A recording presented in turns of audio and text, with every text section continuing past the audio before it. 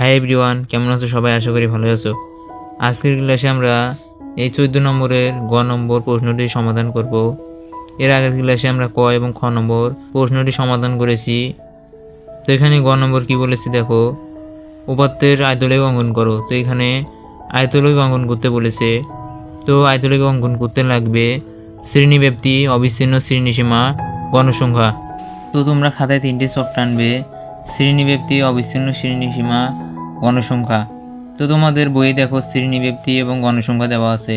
তো তোমরা শ্রেণীব্যাপ্তি এবং গণসংখ্যা লিখে নিবে। এই যে তোমাদের বইয়ে শ্রেণীব্যাপ্তি এবং গণসংখ্যা দেওয়া আছে। তো শ্রেণীব্যাপ্তি এবং গণসংখ্যা তুলে নেওয়ার পর এবার আমাদের অবিচ্ছিন্ন শ্রেণীসীমা বের করতে হবে। তো আয়তলেখের ক্ষেত্রে অবিচ্ছিন্ন শ্রেণীসীমা বের করার নিয়ম হচ্ছে, এখানে দেখো শ্রেণীব্যাপ্তি 45 থেকে 49 রয়েছে। তো শ্রেণীব্যাপ্তি বাম পাশের সংখ্যাটা করে 1 বিয়োগ করতে হবে এবং দশমিক আকারে লিখতে হবে। তো এখানে দেখো 45 রয়েছে, তো এখানে তোমাদের লিখতে হবে 44। এখানে দেখো 45 ছিল, আমরা 1 মাইনাস করে লিখলাম 44। এরপর দশমিক দিতে হবে, তারপর 5 দিতে হবে, দিয়ে এই ডান পাশের সংখ্যাটা করে যা আছে তাই থাকবে। এখানে দেখো 49, তো এখানে লিখতে হবে 49.5 বা 49.5। আবারও বলছি, আয়তলেখের ক্ষেত্রে এই শ্রেণীব্যাপ্তির আয়তলেখের ক্ষেত্রে অবিচ্ছিন্ন শ্রেণীসীমা বের করার নিয়ম হচ্ছে, এখানে এই শ্রেণীব্যাপ্তির বাম পাশের সংখ্যাটা করে 1 মাইনাস করতে হবে এবং 0.5 দিতে হবে। তো এখানে দেখো 45, তো আমরা এখানে লিখলাম 44 এবং 0.5 দিতে হবে। তো আমরা এখানে লিখলাম 44.5 বা 44.5। একভাবে অপরটি বের করে নিতে হবে। এখানে দেখো 50, তাহলে এখানে লিখতে হবে 49.5 থেকে এখানে দেখো 54, তাহলে এখানে হবে 54.5। একভাবে পরেরটি এখানে দেখো 55, তো এখানে লিখতে হবে 54.5 এবং এখানে লিখতে হবে 49.5। তো এইভাবে তোমরা সবগুলো লিখে নিবে। তো অবিচ্ছিন্ন শ্রেণীসীমা বের করার পর এবার আমাদের গ্রাফ এবং পেন্সিল নিতে হবে। তো তোমরা একটি গ্রাফ নিবে এবং এই গ্রাফের এদিক দিয়ে একটা মার্জিন দিতে হবে এবং এই দিক দিয়ে একটা মার্জিন দিতে হবে। তো তোমরা গ্রাফের এদিক দিয়ে একটা মার্জিন দিবে এবং এই দিক দিয়ে একটা মার্জিন দিবে। দেওয়ার পর এখানে লিখবে 0, এরপর এখানে হবে x এবং এখানে হবে y। এরপর এখানে ছেদ চিহ্ন দিতে হবে, এটাকে ছেদ বলে। তো যেহেতু আমরা আয়তলেখ অঙ্কন করছি, তাহলে এইদিকে হবে গণসংখ্যা এবং এইদিকে হবে অবিচ্ছিন্ন শ্রেণীসীমা। তো এখানে গণসংখ্যাকে প্রতি ঘরকে 1 একক করে ধরতে হবে। তো এখানে হবে 1 2 3 4 5, এখানে হবে 5, এখানে হবে 10, এখানে হবে 15, এখানে হবে 20, এখানে হবে 25, এখানে হবে 30, এখানে হবে 35। তো আমরা গণসংখ্যাকে প্রতি ঘরকে 1 একক করে ধরলাম।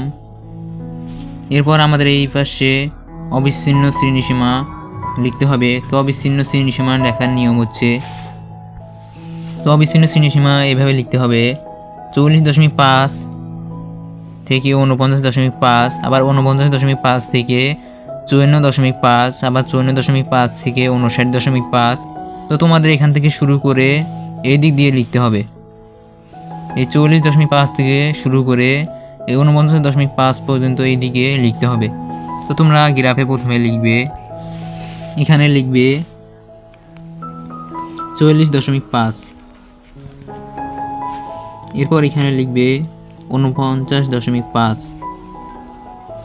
54.5। তো এইভাবে তোমরা সবগুলো লিখে নিবে। তো অবিচ্ছিন্ন শ্রেণীসীমা সবগুলো লিখে নেওয়ার পরে আমাদের গণসংখ্যা লিখতে হবে। তো এখানে দেখো অবিচ্ছিন্ন শ্রেণীসীমা প্রথমে রয়েছে 44.5 থেকে 49.5 এই ঘরে রয়েছে গণসংখ্যা 4। তো তোমাদের গ্রাফে এখানে দেখো 44.5 থেকে 49.5।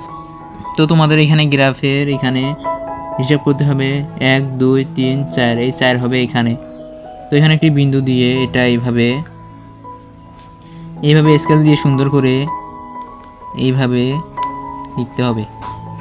তো এরপর 49.5 থেকে 54.5 এখানে রয়েছে 8। তো এখানে দেখো 49.5 থেকে 54.5, তো এখানে হবে 8, এখানে হবে 5 6 7, এই 8 হবে এখানে। তো এখানে একটি বিন্দু দিয়ে সুন্দর করে এইভাবে স্কেল দিয়ে সুন্দর করে টেনে নেবেন। এরপর দেখো 54.5 থেকে 59.5 এই ঘরে রয়েছে 10। তো তোমাদের এখানে দেখো 54.5 থেকে 59.5 এখানে রয়েছে 10। তো তোমরা এখানে লিখবে 5, এই 5 এখানে 10। তো এখানে একটি বিন্দু দিয়ে এভাবে সুন্দর করে এভাবে মিলিয়ে দিতে হবে। তো তোমরা সবগুলো এভাবে সুন্দর করে এভাবে এঁকে নিবে সবগুলো। তো সবগুলো টেনে নেওয়ার পর এবার তোমরা চাইলে এটাকে রং করে নিতে পারো। এইভাবে সবগুলো এভাবে পেন্সিল দিয়ে এভাবে সুন্দর করে রং করে নিতে পারো। তো দেখো আমাদের গ্রাফের কাজ সম্পূর্ণ হয়ে গেল, আমাদের গ্রাফটি কিন্তু তৈরি হয়ে গেছে। তো গ্রাফটি তৈরি করে নেওয়ার পর এবার তোমাদের এই গ্রাফটি এখানে সুন্দর করে এই এক সাইডে এই সুন্দর করে পিন দিয়ে এখানে লাগিয়ে দিতে হবে। এরপর তোমাদের এর নিচে এখানে কিছু বর্ণনা দিতে হবে। এই গ্রাফটি যেভাবে অঙ্কন করলেন সেটার বর্ণনা দিতে হবে এখানে। তোমরা চাইলে বানিয়ে সুন্দর করে বর্ণনা দিতে পারো। তো তোমরা এখানে লিখবে ছক কাগজের প্রতি ঘরকে 1 একক ধরে x অক্ষ বরাবর অবিচ্ছিন্ন শ্রেণীসীমা এবং y অক্ষ বরাবর গণসংখ্যা নিয়ে নিচে আয়তলেখ অঙ্কন করা হয়েছে। x অক্ষ বরাবর অবিচ্ছিন্ন শ্রেণীসীমা 44.5 থেকে আরম্ভ হয়েছে। মূল বিন্দু থেকে 44.5 পর্যন্ত পূর্ববর্তী ঘরগুলো আছে বোঝাতে এই ছেদ চিহ্ন ব্যবহার করা হয়েছে। এটি নির্ণীয় আয়তলেখ। তো তোমরা চাইলে এইভাবে বর্ণনাটা বানিয়ে এভাবে এখানে লিখে দিতে পারো। এটি ছিল আয়তলেখ অঙ্কন।